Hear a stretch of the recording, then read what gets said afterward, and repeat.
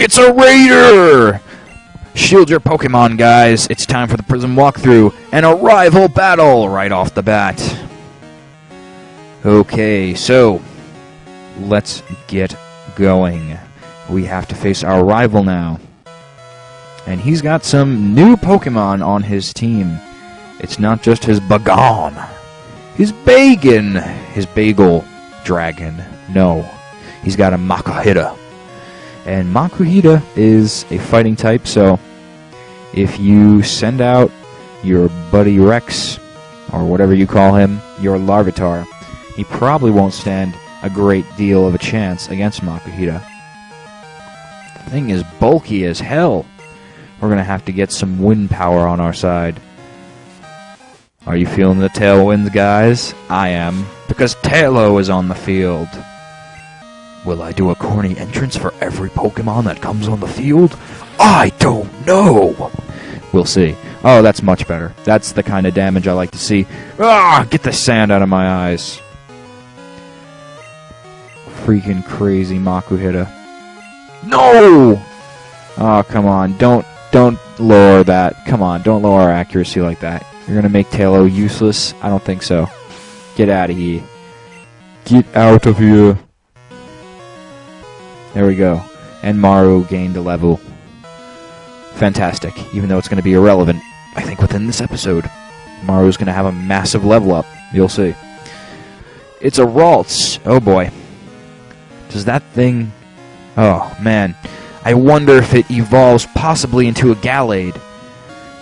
It is a male. Look at that. Take note of that, guys. It does have a male gender. And our rival here did say he likes to cut people up. That was quite his words in terms of what he wanted to inflict on our person and Pokemon. And, yes! Gained a new level. And, yes, the roster down there prematurely changed, but you'll see it will be quite relevant in a short time. Probably after I reheal at the Pokemon Center, that's when it'll shift. But Maru won't be level 9 anymore. Jumps up right to 17 after the ROM switch. And just to tell you why this happened, just as a reminder, I know I've been leading up to it, but I lost the save data to my original file, so I had to work back up to this point, and I came back up differently than I had before. Sorry guys, I can't exactly replicate all the experience and wild Pokemon I ran into my first run, so this will have to suffice. Yeah, but that would be interesting if that thing evolved into a Gallade. He always said he wanted to cut people up, and Gallade's got those razor arms. It's got Psycho Cut, too. Our rival is a bit of a psycho, come to think of it. Interesting. Funny that you guys suggested to nickname him Matt. Anyway, yes, so we'll have to see if he evolves into a Gallade. That's what I really want to see in this ROM hack, because that's a 4th gen sprite. 4th gen Pokemon are here. I want to see in what amount, though. Shut up, you got lucky. You aren't a good trainer. Oh, really? I don't care, give me your money. Damn it! These bloody worthless twats are wasting my time. What, is he British? No, I'm off to find new Pokemon that can actually kill. Oh, bloody hell, what the fuck was that? It was utterly ridiculous. Anyway.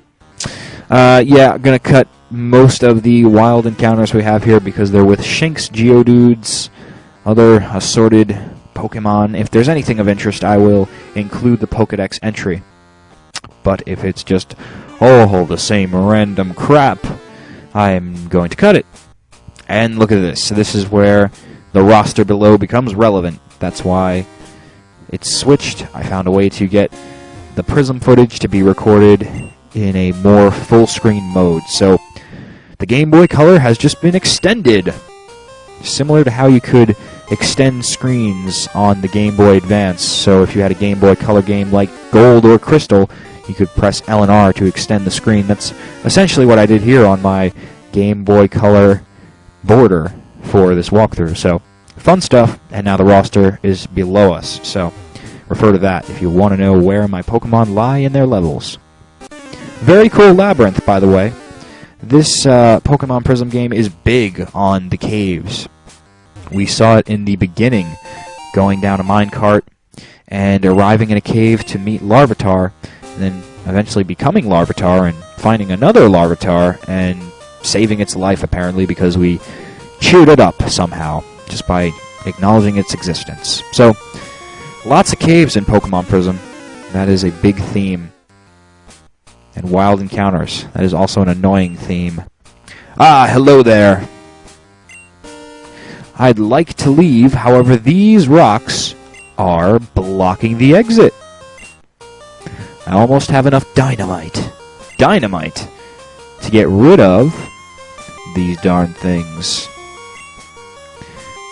But I'd need about 5 more to get them out of the way. 5 more? How many do you have already, dude? Sounds like you're conning me to go on a fetch mission to just get you dynamite. I doubt you even have 1 stick. You should show me some for solidarity. You know, just a little proof.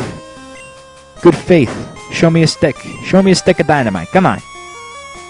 Show me the dynamite. Where's the dynamite? No, 5. Gotta get those 5 sticks. Gotta get the 5. Alright, so it's a collect mission, guys.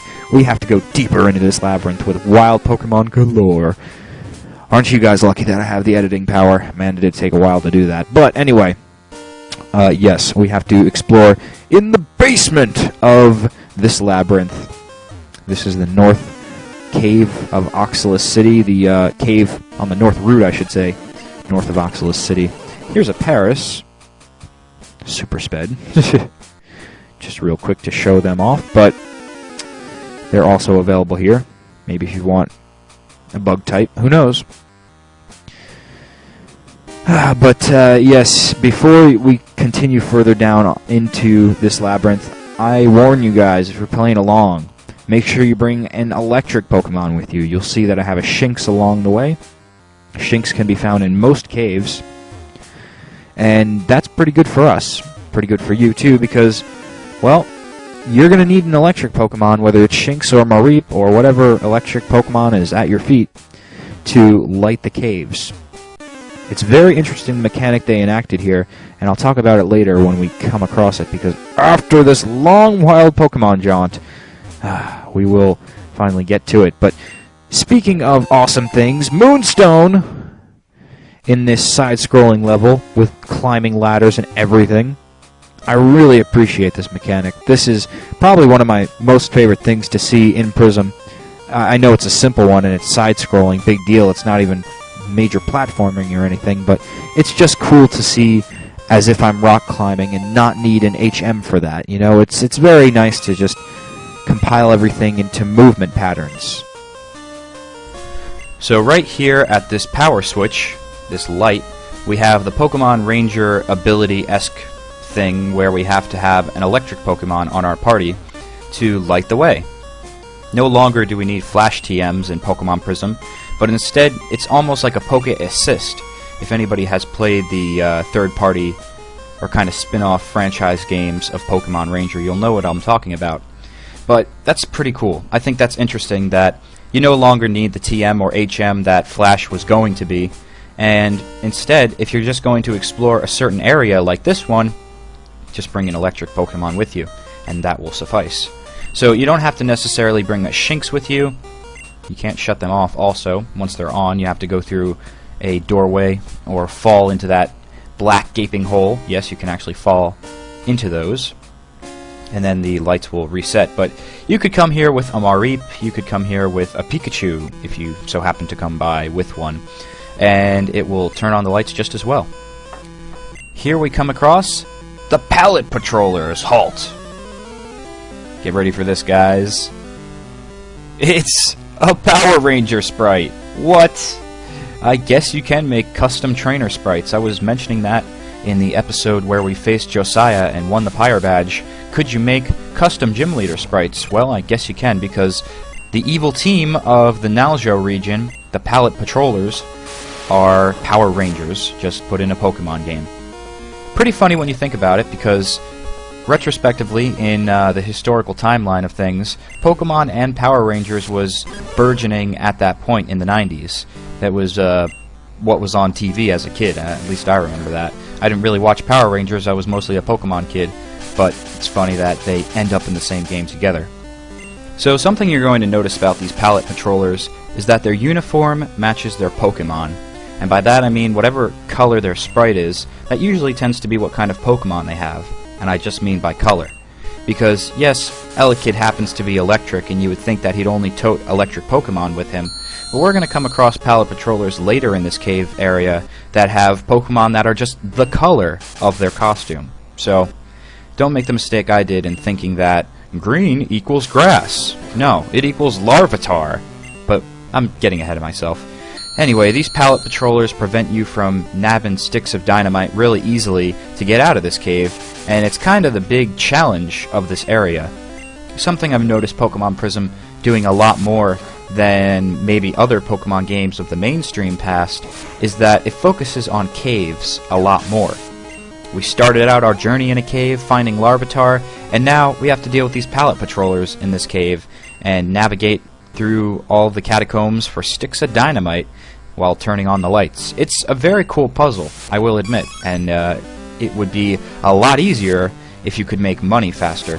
That's one of the cons of the game. While on the pro side, the caves are fun to explore, the cons are I have not found a lot of ways to make money quickly, which means I can't spam repels. And while I can't spam repels, the developers sure as hell can spam Pokemon encounters on me whenever I walk into a building area, or cave, or forest. FYI, for anybody who didn't know or is new to Pokemon, whenever you walk into a forest or cave area, your increase of encounter rate, it goes up. So, you're going to find a lot more Pokemon walking in caves than you would just walking in normal grass on the outside overworld, which can be very annoying when you don't have a lot of repels, and not many ways to get a lot of money. So far I haven't found any item to rebattle trainers with, but I think that would be very useful for the developers to put in, especially early too, because this allows them to have some flexibility with programming their game and programming the levels of the trainers. They wouldn't have to dumb down the challenges as much if trainers could go back and rebattle old challenges. This way there would be that element of backtracking and actually having to train up before you get to an area. It would make the game a bit more fair too, in the sense that you get more money, and if you wanted to expedite and exceed all of the wild encounters and just explore an area like a dungeon or labyrinth, like it should be, like a maze, then you could do that simply. Our father is Lance, we must be loaded. No, actually, didn't you just hear me talking about our poverty problems? There's not enough Pokemon trainers to battle, buddy. We don't exactly have lots of pennies to be pinching for your cause. Enough peas for you? Anyway, we get a stick of dynamite. We need 4 more of these babies before we can blow a hole in those boulders. Let's see. Now, as I said, you can fall...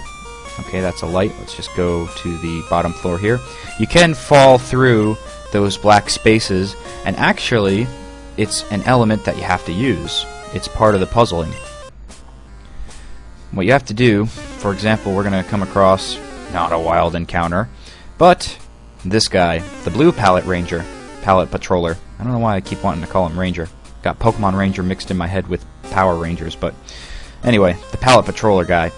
There's no way to walk up to him just plainly from this floor. All this is inaccessible from where I'm at now. You have to go to the floor above this level.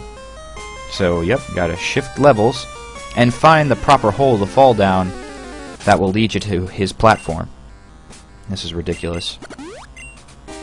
I'm trying to use my repels sparingly as I can, but I just can't take all these wild encounters. You guys are lucky you have the edits to watch, because I have to stay through all the battles, but that's why the roster's on the bottom, so you can see if I level up. Oh, and in case you were wondering, yes, the audio quality did change halfway through this video. I switched over to my headset because I got it in the mail. So, in the next episode, we will battle this Pallet Patroller.